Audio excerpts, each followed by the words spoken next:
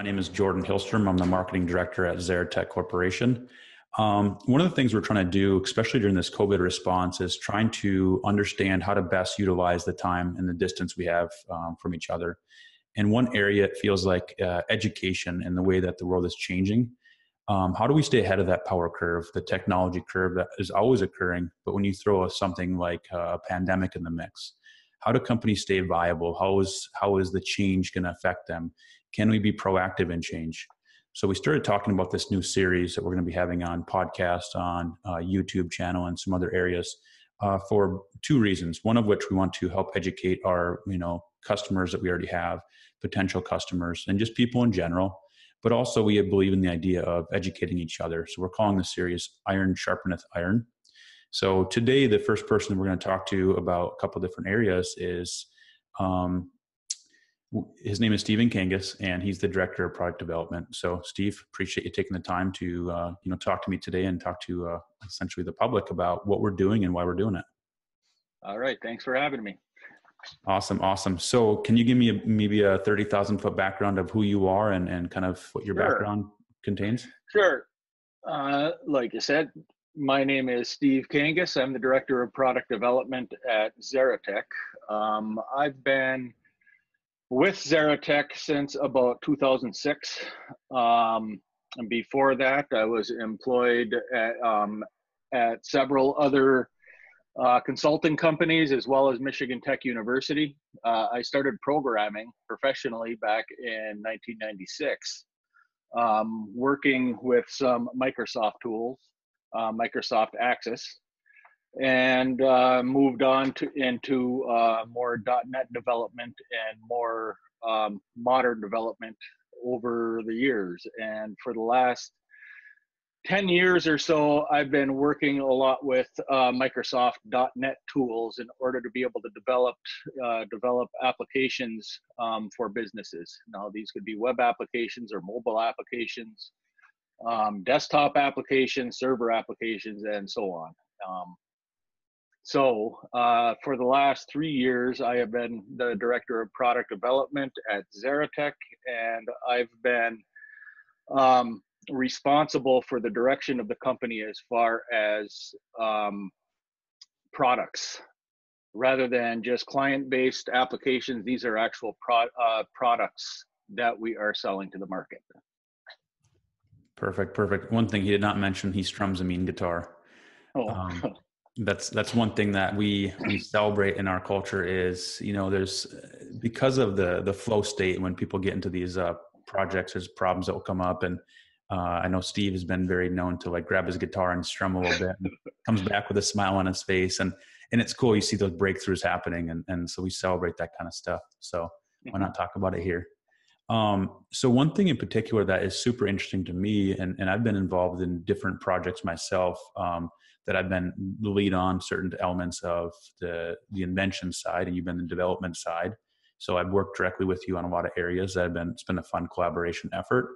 But one thing in general I'm noticing in a lot of different fields is people are going away from stagnant desk settings. You're seeing a lot more mobile applications being deployed through different industries. And that's an area where we get a lot of questions as a company, like, how do we go about developing a mobile software for our company? How do we become more agile in nature? So maybe you can speak to that for a moment, like what you're seeing right now, where you see the shift in the industries in general going. Absolutely. As far as the industry goes, the reason that we're seeing a lot of mobile applications is simply because we have the smartphones.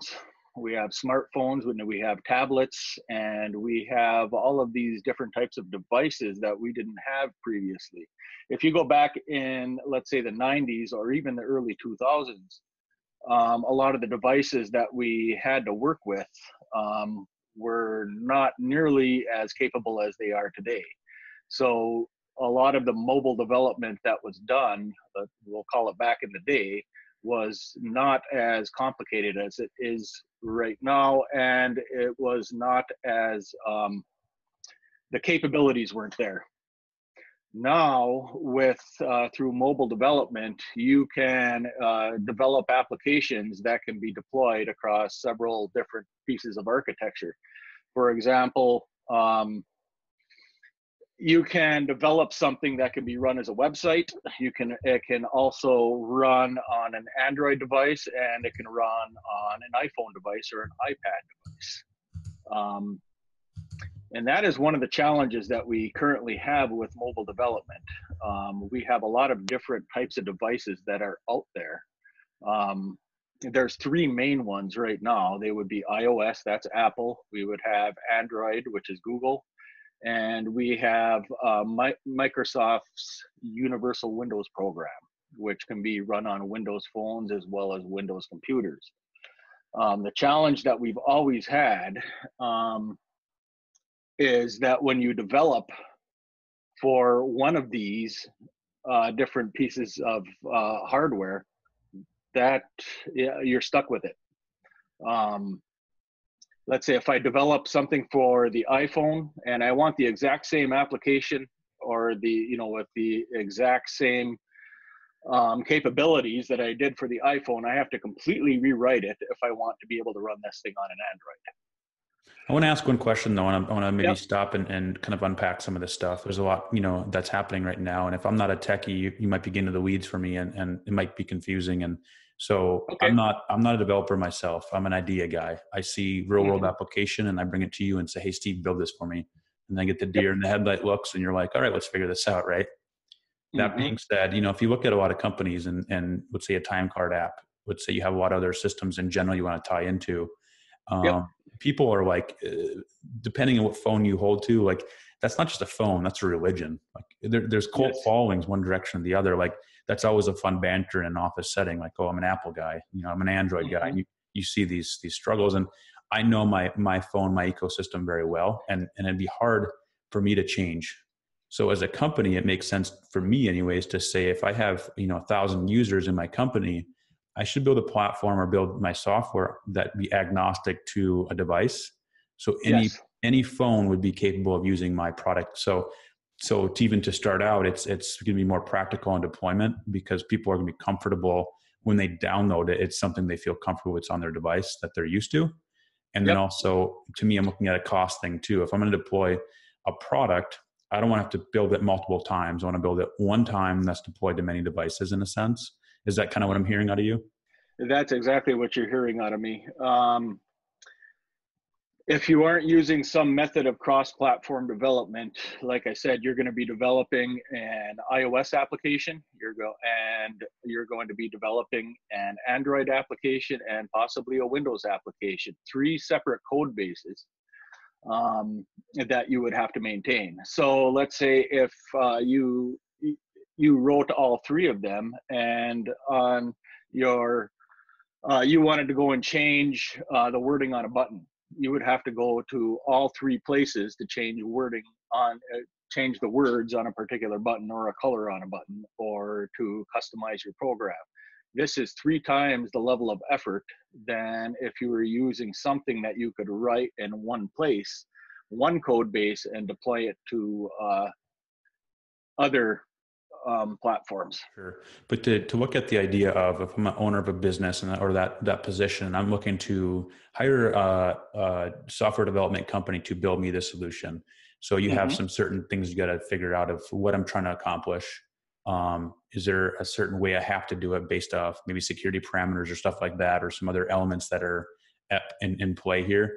But when I pick a shop like yours or someone else's that might want to develop this for us, there's obviously decisions you got to make. But if, like Zeratech, we use Xamarin quite a bit, maybe talk about Xamarin for 30 seconds or longer and say, like, is there other companies that have built the platforms on Xamarin that you can pull from, like, an example that they might be able to relate with?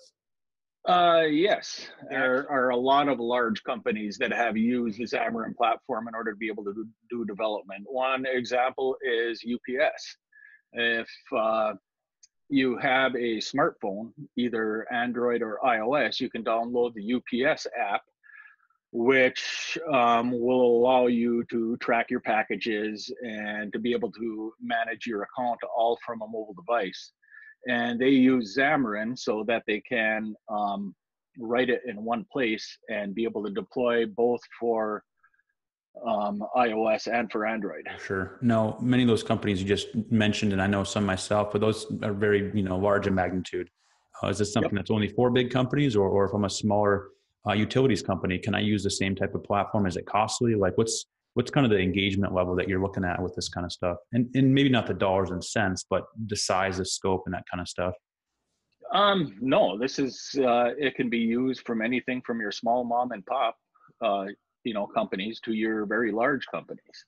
So I guess in closing today, I kind of want to just circle back to say, if companies are looking for a solution, they have a problem within their company, they want to be able to track, information from one division to the next, and they have people that are, passing information. They have paper they're trying to get rid of, whatever the situation might be. Um, the way that things used to be done, maybe not anymore with the technologies that have been produced, such as Xamarin. So I guess in closing, just speak to the idea of what you would be doing right now if I have a problem I'm trying to provide a solution for in a company level. What would you recommend them as they're trying to reach out and shop for service providers or software development companies? What kind of thoughts might you have to impart to help drive some of those decisions to find the right kind of business to work with? Number one, look for somebody that's done it before. There is a kind of there's a learning curve for developing for mobile devices as opposed to, let's just say doing web development or even desktop development. They're different. They act differently. They run differently. For example, on iOS, when you put a program in the background, it freezes, it stops. It takes that snapshot in memory and leaves it there unless you specifically design it to be able to run in the background. Sure. So there's those little subtle things that that take some time, in order for a developer to be able to get comfortable with it and to be able to understand the architecture that they're writing for. So when you're looking, experiences, kind of like the number one thing that you're going to want to be able to make sure that the company that you're going to go with has done this type of development for and has samples that you can look at to see, how they've actually accomplished it before and what it looks and feels like. Sure, sure. Maybe one thing I might add to that is have someone stop and really break down your user's story and help extract from you what you're actually trying to accomplish. I think oftentimes we have these grandiose ideas and we don't necessarily put enough thought into the why. Why do we need to create this? And then what's our thought process on how we want to accomplish it without getting into the nitty gritty of the actual technology, but to understand the real problem and to break that down thoroughly prior to talking to a software development company. And the reason I would say that is I feel like the conversation can get pushed in the wrong direction too quickly if you don't take the time to let that really break down as how it would affect your company. But I guess, I appreciate you taking the time to, explain some of these things to me and to our viewers. A lot of people are looking for solutions right now. Like I said before, our world is changing rapidly. Every day something new is coming out. And I think companies are looking for ways to adapt.